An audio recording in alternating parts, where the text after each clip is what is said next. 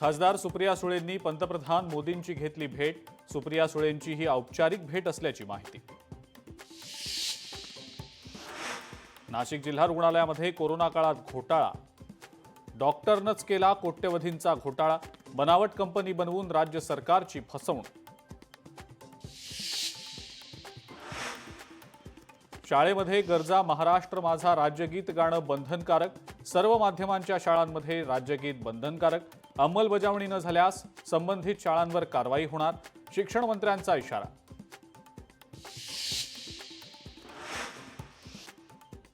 पुण्यामध्ये मुसळधार पावसाची हजेरी। शहराच्या मध्यवर्ती भागांमध्ये जोरदार पाऊस। अचानक पाऊस सुरू झाल्यानं नागरिकांची तारांबळ। राज्यामध्ये नाफेड अंतर्गत होणार ज्वारीची खरेदी बंद।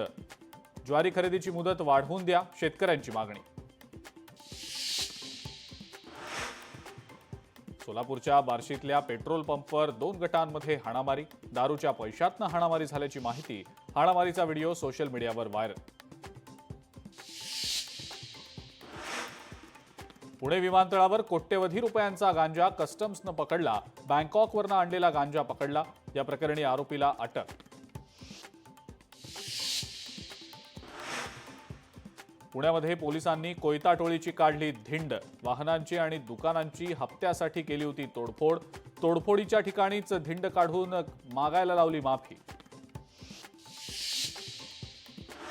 लातूरमधील शेतकरी संकटात। बाजारात कोथिंबिरीला कवडीमोल दर मिळत नसल्यानं 7 एकर कोथिंबीर पिकावर शेतकऱ्यांनी फिरवला नांगर।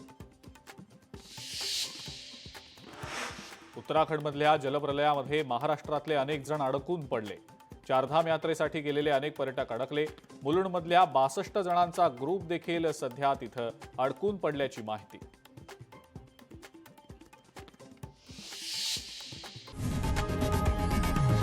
लोकशाही मराठी ऐका, पहा, जागरूक रहा।